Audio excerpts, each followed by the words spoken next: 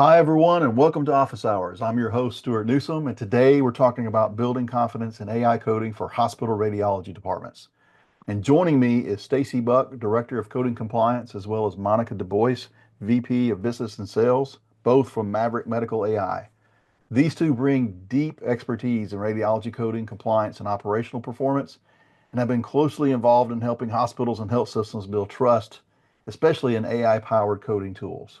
So, Stacy, Monica, how you doing today? Good, Stuart. How are you? Doing great. Yeah, I'm doing well. I'm doing well. I'm very excited, and everyone should know that we need experts like you to talk about this. I kind of cut my teeth in coding earlier in my career, but I know, especially with AI coding, I know we're going to kind of dive into kind of that trust issue that we've had, um, but particularly with the type of coding. I think a lot of people have been burned in the past. Maybe some are like, "Oh yeah, wait till I see it," and they're just not quite seeing it. There's a level of skepticism out there around this that we're gonna unpeel. So I'm very excited that you are both here to do that with us. Thank you, So, Stuart. yeah, no problem. So across hospitals and health systems, this kind of set the stage, for today's discussion. Radiology teams are under growing pressure. There's a lot of pressure to maintain accuracy. There's pressure to stay compliant, keep up with rising imaging volumes, and all while facing staffing shortages. And also, there's a lot of payer scrutiny out there they're having to deal with. So today we're going to dig into how AI-driven and autonomous coding are helping hospitals tackle those challenges. And also we'll look at how autonomous coding supports coder confidence, ensures oversight, and how hospital attitudes towards AI have shifted as the technology continues to mature. So as always, we're going to have a Q&A session at the end. So please, if you do have some questions, drop them in the Q&A box. I also like comments. So please put in comments. If you have any insights in this subject, then please drop those in. We'd love to hear from you. We'll get to all of these, or as many as we can, at the end. So with that, we're just going to jump right in. Everybody ready? Let's go. All Get right, ready. all right. Now, I do want to preface this with the fact that back in September, we did do another office hours with Maverick Medical AI, whereas it was Stacy and Mike Brazino were guests on that episode, where we talked about ensuring quality and compliance in AI coding. This is not necessarily a part two, but it is a second phase of that, which is talking about AI confidence that hospitals and administrators and coders need to have. But just want to kind of set that tone that you're fully welcome. It's on our website. It's also on our podcast. You can go out there and search for that title, Ensuring Quality and Compliance in AI Coding, and get up to speed on that. We are going to speak a little bit about that, kind of peppered into our questions and our responses today. But with that, we'll dive right in. So the first question I want to ask, and either of you can answer, but from your perspective, what are the biggest challenges hospitals are facing in radiology revenue cycle management today? Well, I feel in my experience with hospitals, this is going to be the case regardless of which department in the hospital, serious staffing shortages. It is always a challenge to find, in particular with medical coding, experienced medical coders. So I see that there are always places hiring, they're struggling to find someone. If someone leaves unexpectedly and coders, we're all old. We're getting towards retirement. And a lot of people are aging out. They're choosing to retire. And so how do you find that person with that, wealth of experience to step into the role? And so that's a challenge, just trying to find like that new talent that has that level of knowledge and expertise. You can't really get that from entry levels. I think also with the medical necessity in radiology, obviously looking at claim denials, I think that can be very challenging with medical necessity. And when we get into some of the other questions, we'll talk about that a little bit more. But I feel like there are so many like hands in the process, so many different areas that are involved in radiology, from the time the patient comes in for the service all the way through to the back end of the revenue cycle, that you feel like you have all these fragmented processes that are part of that patient revenue cycle. And so I think that makes it a little bit challenging. And then, of course, just the high volume of procedures that hospitals deal with, particularly large hospital systems, the university hospital systems. just trying to keep up with that imaging volume. And then I see a lot of facilities that are doing acquisitions, and so then the volume goes up from there.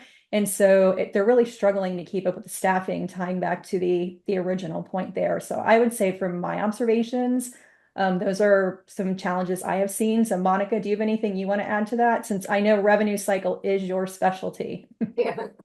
I would just add that as I've talked to hospitals and health systems and in my experience as well, more now than ever, it's do more with less. And so, on top of everything that you stated, Stacy, these leaders are being told, you just have to do more with less. So even though we're, acquiring, realizing that productivity is, already a challenge, and they're, doing more with less already. And then you just keep adding on top of that. What happens is they lose good people.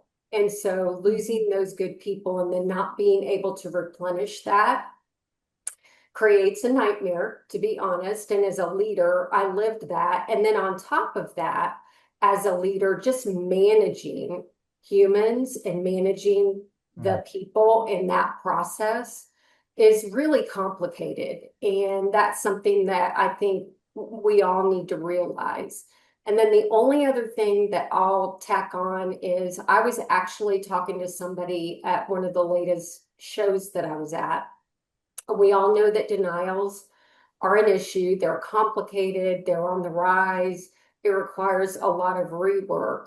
I was talking to somebody who managed revenue cycle at a hospital, and their coding denial rate was 50%. Wow, that's high. Wow. I had never heard that I haven't either. before. The typical is about 10 to 15%. It is on the rise, but 50% blew my hair back. And I thought, I cannot imagine the process that you're managing right now. So, that alone, and a lot of it is going back to people are taxed, quality is down, and you have quality variations with humans anyway, because not only did I manage it in the hospitals, I managed it, the labor at a very large vendor. And so I have lived that variation through the eyes of both me as a leader in the hospital and me as a leader trying to make the hospitals, the best that they can be through my services. So that variation is always just very difficult to manage. So that's what comes to mind for me. Yeah, those are excellent points, and thank you, Stacy, for reminding me how close I am to retirement. So I could tell I am. I'm hoping for 9 years. Yeah, yeah. The countdown has begun. But with that said, I know as you're talking about staffing shortage and you're talking about all these challenges and managing, the influx, with you mentioned acquisitions, that's something that some people just don't see coming. But when it happens, it's like, oh wow, we've got this influx of volume here. It stands to reason that AI could definitely help tremendously with this. But as I mentioned in the introduction, there's still a degree of skepticism, out there. So with that in mind, how have hospital attitudes towards AI in radiology coding evolved over the last year? So I've observed, in the industry in general, in particular over the past year, that attitudes towards adopting AI for coding really have changed. I know that, I started with Maverick almost 5 years ago, very early in their development process, and really no one was using autonomous coding. People didn't know what autonomous coding was. And then when you start to speak to people about it and you get out there and you're educating them, they're afraid of AI for many reasons. And there were a lot of skeptics for AI. I was a skeptic when I came on with Maverick. I'm like, you can't do this. You can't get 85% direct to bill. I was an early adopter of computer assisted coding technology when it first was implemented, and that never delivered. So I was the strong skeptic, but working with Maverick to see that we were able to develop a platform and train a platform to reach that 85% was like so exciting to actually see that and be a part of it. And so with hospitals just now being in, facing all those crunches like we were just talking about, they are looking for quick wins for automation and using AI. And one of the quick wins is to implement this for coding, in particular, the coding that's more repetitive, the coding that isn't, as complex. And there have been so many case studies out there now where hospital systems have implemented it successfully. So the skepticism has started to go away. And so I see that more and more providers are looking to implement autonomous coding in the near future, where before it was very difficult to get people to believe that they could get the results that they wanted to see. And then also, of course, there was a fear about what does this mean for our existing staff, our current coders. Coders are not going to be replaced by AI. I can tell you in my experience so far, colleagues I talked to and then the clients that I've worked with, they haven't been getting rid of staff. When they're, in-house staff, when they're, going through the implementation process, it frees them up to be able to do other things. For example, Monica said that facility had a 50% denial rate. Well, number one, if you do autonomous coding, you could probably reduce that. And then number two, you have qualified people who can be working your denials for you and then getting those claims paid. So it really gives those who have that coding knowledge the ability to participate in the revenue cycle in other ways and then bring value if they're not spending their time coding, simple, exams that are done, as far as radiology is concerned. And so I really see that the attitude has shifted, quite a bit because we have seen that the autonomous coding solutions actually can deliver on the promises that are being made in the market. Nice, nice. So, and I think go ahead, Monica. So I just wanted to add that, I, like Stacy, have been in autonomous coding for 5 years, and I have seen the same thing that she's seen. But I just want to add that in the last year working with Maverick, I have attended a lot of shows. And I tell you what has blown me away is while the first 4 years have been so much focus on trying to alleviate fears and educate, and I think a lot of that came from vendors responding to what hospitals and health systems wanted, which was, a wide array of service types addressed by autonomous coding. So they went wide fast, and the outcomes weren't great in those first couple of years, which tainted, their reputation a little bit for autonomous coding. But what I've seen in the last year being out at shows is people now seeing that these outcomes, especially in, like Stacy said, radiology and some of the more simple service types, these outcomes are real. They are incredible. And we have people who are really spreading this story now and, really talking proudly about what is being built in their organization. And so because of that, it's kind of that word of mouth thing that I think has made a huge difference. You can't argue with the data. You can't argue with, these incredible stories that are being told by the people using the system.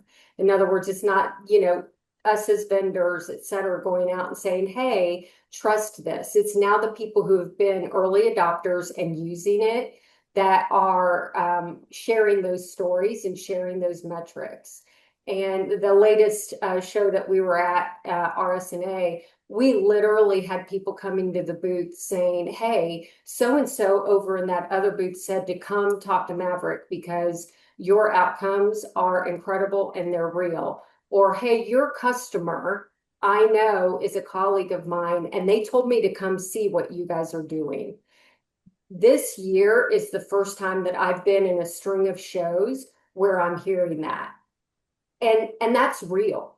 It's people are realizing, hey, there are true testimonials out there, and there are true case studies out there that are highlighting these outcomes that really are different than they were 3 years ago. So I think it's that kind of a progression as well. I just wanted to add that. Oh, nice, nice. Yeah, and based on what both of you are saying, though, it's really sounding like it's no longer an option. It seems like there's something there that This is quickly becoming something that people need to pay attention to and look into seriously. The skepticism needs to be brushed aside, and they really need to take a serious look at this. And those testimonials will definitely help. So, with that in mind, why has coding automation become such a necessity? Probably some of the points you've already made, rather than a luxury for hospital radiology departments. Yeah, I mean, obviously the high volume, is the issue that I already mentioned, particularly in those situations with acquisitions. I am just amazed at the number of acquisitions that are occurring with organizations over the past few years. As some providers just say, nope, I don't want to be in business for myself anymore. And, they choose to sell, or other companies are merging, other entities are merging, and then trying to figure out how to manage that change and then still, get all the work done that needs to be done. And, the workflows are not efficient a lot of times in hospitals. There are some efficiencies maybe here or there, but if you look at the entire revenue cycle, particularly for radiology, like I alluded to, in the beginning of the program, that process really starts with when the patient comes in and they're first with that, front office person, and they're taking all of their information and they're getting them registered. And what people I don't think realize is all that information that's collected there at that point in time, it has a very big effect on what happens. That's like the first place where everything could go wrong for many different reasons. And so even for coding, since we're talking about coding, I'll keep the focus there. That information that the patient is coming with, the reason for visit, that's very important. Is that information accurate? Does the staff understand how to do a medical necessity check on that? Before the patient actually has the exam, things like that. I just feel like certain things are like lost, potentially like on that front end, because we have people who are working front end processes that don't have knowledge of coding and billing and all of those other Mhm. things. And I think that they should actually have that. So, automation is helpful in actually doing, I believe, a thorough assessment of the documentation before it assigns codes. It has the ability to flag certain encounters if they need to be reviewed, if they need additional information, if there's a medical necessity issue, rather than somebody finding these issues after the fact. Okay, now we've got a claim denial. Why do we have it? And then you're backtracking it and you're trying to figure out, where in the process information may have been missing, or where, some more information should have been searched for. And I know we'll get into some other things later related to that. But I would say, automation is really a way to get, your processes sped up. You have speed, and then you also have accuracy when you are using automation. We all know that when you have humans who are performing tasks, particularly coders, I've been a coder most of my career, and I say if you put 10 coders in a room and give them the same cases to code, you're not going to come up with identical codes from all 10 coders. So with automation, once it learns how to code a case a particular way, it will repeat the coding on that particular case where you wouldn't have variation in coding. So you would end up getting better accuracy. And then also just with those built-in tools, it can help you with compliance, with flagging certain things. Really hospitals just need a faster, way to get out cleaner claims to, get that money in the door. Absolutely. Absolutely. And I think kind of now kind of harping on, mentioning how people kind of still rely on kind of the old old methods. Many hospitals, for instance, still rely on the charge master or order-based logic to assign CPT Mhm. codes for imaging services. So it's not only that maybe it's that they're willing to probably take a trust in AI coding in particular, but they're still set in their old ways. And this is the way we've been doing it for years. Now I got to learn a new system. It's very awkward. You know, why is that approach increasingly problematic? So chargemaster coding is problematic. I'm wearing my auditor hat when I say this. Chargemaster coding is problematic because that is based upon, typically what the tech is putting in for the service that the patient is getting, whether MRI, with or without contrast, that kind of thing. So when we're looking at that and they're putting in actually what they're doing, that doesn't necessarily mean that, number one, they couldn't make a mistake in the input. They possibly could, select something incorrectly. But the bigger problem is the physician then, when he or she are dictating that final report, does their documentation support that code that came off the charge master. There's a disconnect there where in a lot of places it's not being checked to see whether or not that charge master code that was assigned for that MRI, let's say it was put in as, for whatever reason, it was put in with and without contrast. The physician didn't mention it. So technically the report maybe supports an MRI with contrast when you billed for one, with and without. So that's a very simple example. Or ultrasounds, a complete ultrasound versus a limited ultrasound. If the physician even misses mentioning one element in that, abdominal ultrasound report, then you can't code that as a complete. That's a limited. So those are just kind of some basic examples of where, that can go wrong. Also there are other considerations as well. There's NCCI edits, where we have to look at that and, modifiers, for bundling and things of that nature. So it's very disconnected because there's no reliance on that final report to verify that charge master code. And in this situation, you can actually lose revenue. And then you also could be getting paid on services, have overpayments where you shouldn't be paid on certain services. So it really comes down to we're relying on an order more so than we're relying on the actual documentation. Right, right. And there's some method to the madness, so to speak. There's actually a chain of trust that you're kind of building along the way that kind of all ties it together. And that would be important from a compliance standpoint, to your point as well, where, it's one thing to try and get the money, to get the claim paid, then it's a whole other thing to keep the money.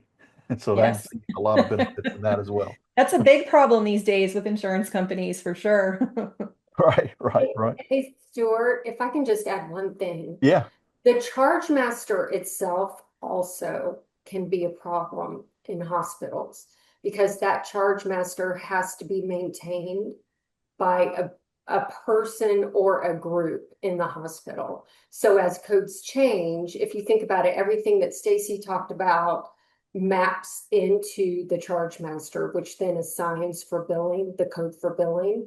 If the code that is mapped, when it's mapped into the charge master, if the charge master is not kept up to date with code changes, then what goes to billing is inaccurate. And I have seen a lot of issues with that. It's a lot for a hospital to keep up with that. And it takes people who understand the coding. And again, it takes people and it takes labor. And, I've worked in situations where we've consulted to help a hospital keep the charge master up to date. We can provide them the information, but they have to do it. And it wasn't updated. And so, that it's just another piece of that process puzzle that Stacy was talking about that I just wanted to mention is difficult when they move to autonomous coding. They don't have to keep that up. We keep that up for them. So that's huge. Well, they have to keep it up in other areas. Well, Right. of course, definitely. Yeah. I'm just saying that piece of the pie that's Yes. but it is challenging. Charge master is really challenging in hospitals and health systems. You walk in and you talk about it and they're like, oh no, not the charge master.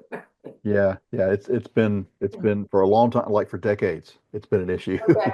Yeah. Right. And And it so, I think hasn't it gets changed more and more much. challenging. Like it hasn't Right. gotten easier over the years. It's gotten more Exactly. complex for sure. I Yeah. know exactly. So this But is the where I kind of process see. has remained the same. That's what's crazy. Right, right. And we're just talking about CPT codes here. We're just talking about assigning, the actual procedure or the test.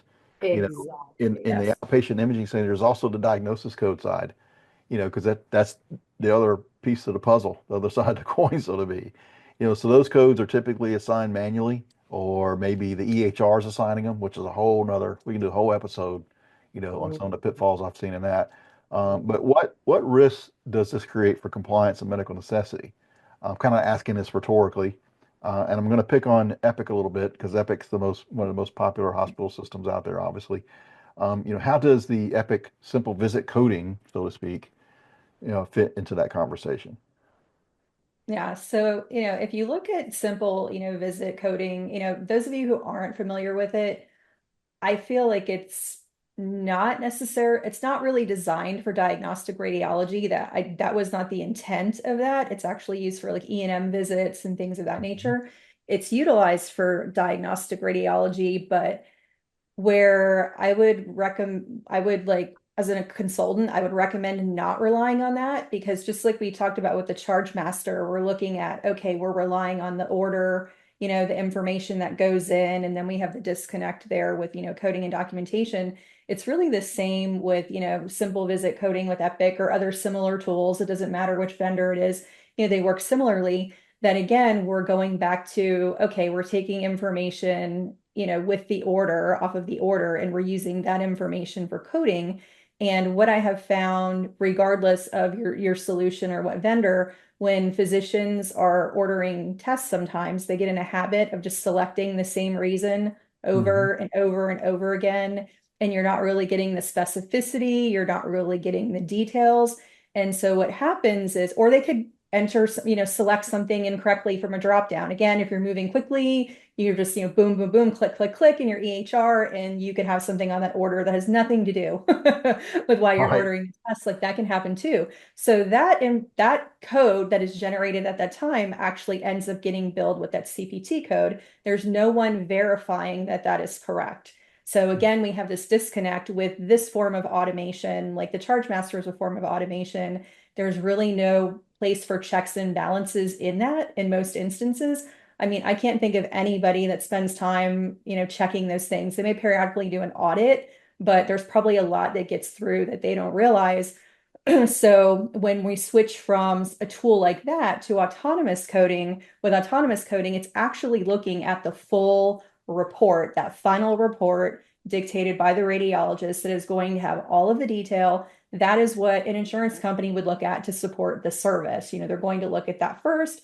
They also will probably want to see a test order from a physician if they were looking at something, retrospectively. And then hopefully the information that's on the test order from the physician would end up in that final radiology report that should make its way over there. But with the autonomous coding solution, it has the ability to read that full report. It has the ability to apply all the codes. So now we're actually looking at, okay, what did the physician find? We're looking at that impression. We know from our ICD-10 official coding guidelines that you are going to code to the highest degree of certainty for that particular encounter. When you're doing simple visit coding or something similar, then you're not. You're actually going off of signs or symptoms, which Mhm. again is, you're going to use that initially to see whether or not the test is medically necessary. There is a role for that, but then you're not actually coding and reporting the outcome of that particular service for that patient. And then sometimes you may have an issue where that additional information is needed for whatever reason when we're talking about different coverage determinations. Medicare is pretty straightforward. They publish all their stuff. These other insurers, well, we're sometimes guessing, right? So we want to Right. make sure that we have the most specific information there. And so with the autonomous coding engine, it can apply, it knows all those ICD-10 coding guidelines. It can do the Mhm. sequencing, of diagnoses the way that it's supposed to. And you're just going to get higher specificity. So we're moving from this rule-based process that is broken, in many ways, into this full, process of automation that has the ability to look at the entire encounter and then make the decision based on all the information documented in the encounter. Yeah, yeah. So those are all necessary points. And then to your point about just selecting some random diagnosis, that'll follow the patient. So not only is it Mhm. important from a reimbursement standpoint, but then it follows the patient as well. And I know that you've answered. I have one last question before we go to the Q&A, but you may have already answered this in a roundabout way. But how does maybe touch on a little bit more the way that autonomous coding solves the issues that we just discussed, while maintaining that oversight that you just talked about, the quality that also you alluded to for radiology operations. Yeah. So since we talked about the other things, let me focus on the quality aspect of that, because that's a question Hmm. that comes up. How can we ensure that with automation, we actually have that quality of coding that we need, and how do we manage that? And, when I talk to potential, clients, I say, really, you're going to treat your autonomous coding platform the same way that you would your human coding team. You should hopefully be auditing them on a regular basis, to look at the quality of the coding. and then provide feedback to them. You also should be reviewing your documentation during audits and seeing if there are any documentation deficiencies, any ways to improve your documentation, when you have on that auditor hat, and then just doing education of your coders, your physicians, whatever you need to do. So that process will still stay the same. But instead of your team having to, code, all the encounters, let's say, if they are, because in some cases they might already be using CAC in a radiology department, that does happen. What you end up doing is you now are auditing the autonomous coding engine where you have the ability to set a percentage of how many encounters you want to perform, QA on. So you could set that as high as you want or as low as you want, wherever you feel comfortable. And then you will have, folks on your team that will be responsible for doing, that QA, and just ensuring that the autonomous, coding engine is working correctly. And I know in my role with Maverick, that's one of the things that I'm responsible for, in assisting the clients with making sure that that coding is accurate, that we are in compliance with everything. So when we are onboarding someone, we actually spend a lot of time learning about, their, coding practices. I do an analysis of their historical coding when they come on board with us to see if I find any problems there. I also will look at their documentation, while I'm doing that analysis and see if we have any deficiencies, any ways that we can improve.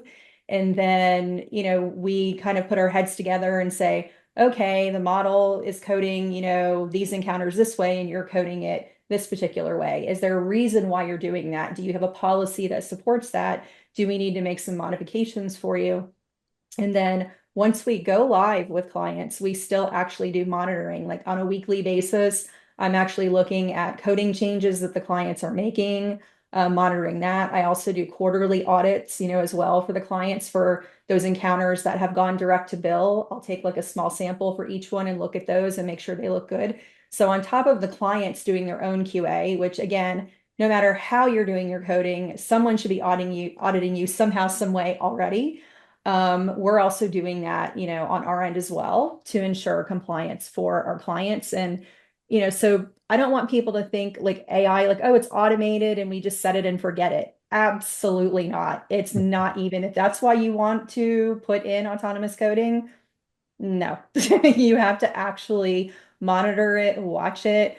Sometimes when you update, one thing, it could potentially skew something else, depending upon interpretation, if documentation changes on something, something's missing. There are a lot of things that could creep up just in that process as far as your coding and documentation is concerned. Automation should certainly reduce risks for you and reduce those instances of issues, but for anyone to think that they can just, oh, I'm going to eliminate all of my coders and I'm just going to rely on this automation, there is just absolutely no way. You're always going to have a human in the loop in order to ensure that the accuracy is there. Absolutely. Monica, you have anything to add to that? I really don't. I think Yeah. Stacy covered it all beautifully. Nice, nice. Well, I'm going to move to Q&A. As I said, that was the last question we had. We probably could go longer and longer, but we're running a little bit over right now. But we do have one question from the audience, and it's, pretty straightforward. What are the most common misconceptions about AI and radiology coding for hospitals? I mean, I think we kind of touched on some of those. Yeah, Well, I mean, I just mentioned one of the common misconceptions, like, oh, we can eliminate our coding staff. Because here's the thing, when you have financial people who don't understand the process and they're just looking at the bottom line, I think hmm, sometimes that's where organizations can go wrong. And that's in any company, it doesn't have to be healthcare. And I see that just with businesses in general, obviously AI is the hot topic like right now, and all industries are looking at it. And so they're going into it with this mindset of, oh my goodness, I can eliminate all these people, or I don't have to hire, a right. bunch of people if I'm implementing AI. And that is probably rare that you can do that. Even in other Mhm. businesses, when I read other, industry journals and stuff outside of healthcare, companies have found, oops, we need more people than what we thought we did. We Yep. cannot, do Yep. automation, or we need the human in the loop with the automation. So I would say that's really the biggest thing. I think it's just a very big misconception So again, I would just reiterate to any coders who are listening, I know people are fearful, will I have a job? And I don't see coders being out of jobs anytime soon. I see the roles evolving, where the job descriptions will look a little bit different, but the skill set is so valuable. There are so many things that medical coders can do within the revenue cycle rather than just sitting coding for 40 hours a week, which is what a lot of them do right now. So I really think it'll just elevate the position of a medical coder because the skill set will be in demand in many different ways. I couldn't agree more. Exactly. So I think that just the misconceptions, that's definitely the biggest one. And that's just AI in general. Is this going to take our job? And I think I've found, and we found too here at Infinix, that it just elevates, the job. Not only does it augment the staff and what they're able to do, focusing on more complex tasks, but then there's monitoring of the AI itself. The AI needs to be monitored just like a coworker would. I've even made a joke about putting some KPIs on your AI to make sure it's performing the way it should be performing. And it does add a layer of effort. Sometimes you have a tool and it just adds to the labor at times. So how do you mitigate? How do you manage that? So Yeah. I mean, absolutely. even if we think about a simple tool like ChatGPT, many people use that now, and I use it on a daily basis, and it saves me literally hours and hours a week for how I utilize it. But again, you can't fully rely on it because it doesn't always give you accurate Right. information. So you have to Exactly. make sure that you're verifying it. So even with a tool like that, you can't simply say, oh, I Mhm. asked it this question, it gave me this answer, and now I'm going to take it as fact. I Yeah. can tell you, I test it every now and then with coding stuff. It is clueless. I can Right. keep telling it it's wrong, and it'll keep trying again and again, acting like it's right, and it's never right in many cases. Yeah. Yeah. So Yeah. yeah, I that's think I just even one asked it simple one time. example. Yeah. I was like, you just lied to me, didn't you? And it came out with yes. Yeah. That's easy. Easy. Well, I think that Um, wraps up our session for. Does anybody have any closing remarks or I anything think else? Monica wanted to share some closing remarks. Okay, go ahead. Go yeah, ahead, so Monica. Stuart, actually, just something on the last question. I see that a lot of people that I talk to that come from hospitals and health systems come with a misconception of two things. First of all, they come with an assumption that the quality of the output is not going to be high, Mhm. and therefore their denials are going to go up. So it's a misconception because what they don't understand is the process that we go through for training and the process. Once I start talking to them about what Stacy does and the whole compliance focus is very important to us, they start to understand that. But they do come with that misconception. I Mhm. find the other misconception, or I should say wrong assumption, that I see, especially from hospitals, is that they feel like they need a vendor who does it all. They feel like Yeah. they need to go back to their superiors and say, well, in order to go live with autonomous coding, I need to come back and say that we can do these 5 service types.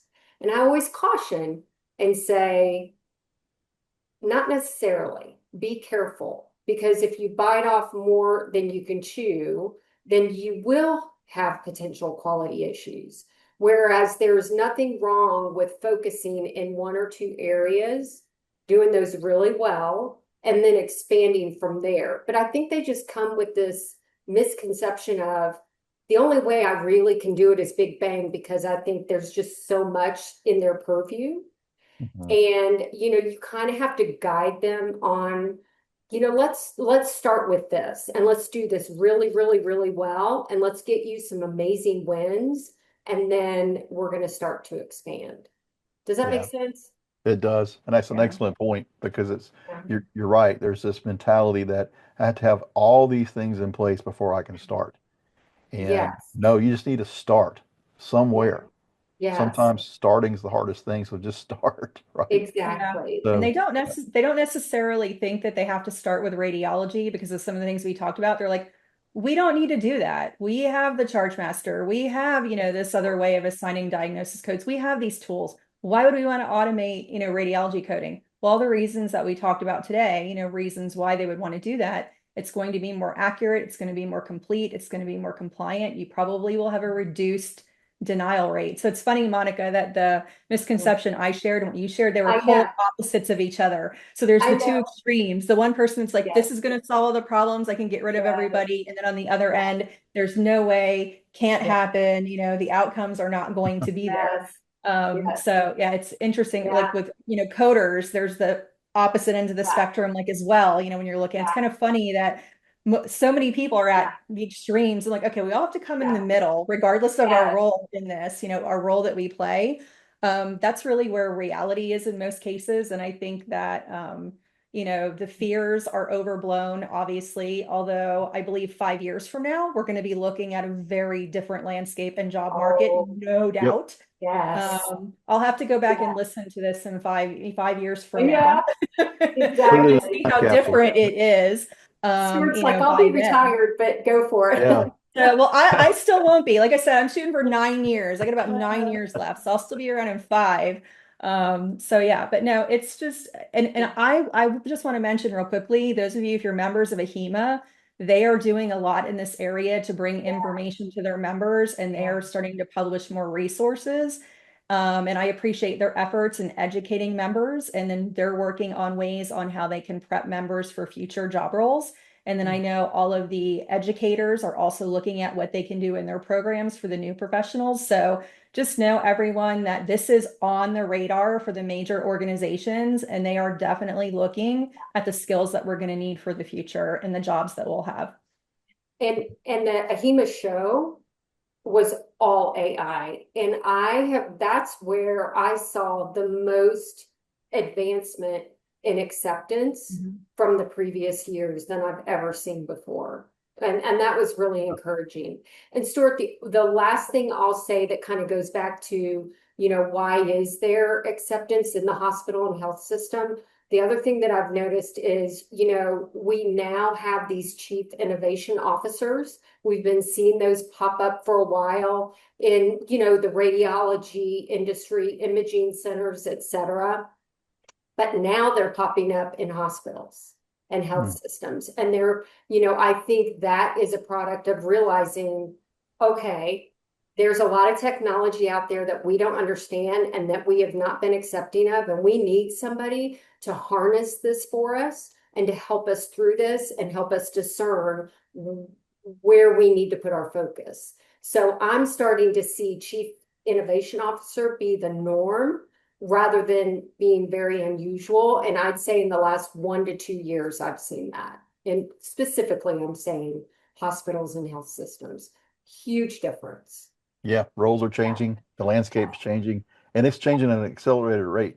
Yes, it is. So I've seen. I mean, I've been in this industry for 30 years, and I can tell you that I've seen more change in the last year than I have in at least the previous 10 by far. 100%. I I'd So agree. say we it's probably crazy. echo that too. We've all been in it. I've been in it over 30 years. Monica's been in it over 30 years. So I'm just like blown Yeah. away. I mean, we're from the generation that started paper-based everything and Right. using typewriters, Yeah. We've seen it Character-based all. Old systems. Yeah. school. Yeah. Or Yeah. I should say, just when we think we've seen it all, we see something else, right? Oh, I know. It, something else is going to be occurring 10 years from now. Who knows what will Yeah. be, right?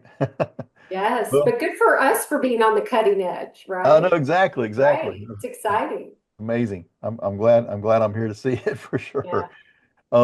Well, I know I appreciate everyone sticking with us. It seems like there's hardly anybody dropped off. That's amazing. And we're 15 minutes over. So this is amazing. So I really appreciate both you and Stacy and Monica, for coming on and joining us. A lot of good stuff that we got out of this episode. So I really appreciate your expertise. We'll be joining us next time. We'll probably make it not 3 months apart the next time. So we'll probably do it more often. So I just also want to thank everyone else again for joining us. The replay for this will be available soon. You can have it on demand on the Infinix website. And be sure to visit the Infinix website as well as the Maverick website. There's will be a lot of case studies, articles, as well as solutions that you can look at there. So until next time, again, thanks for joining us, and we'll see you next week on Office Hours. Thank you, everybody. Thank you. Bye.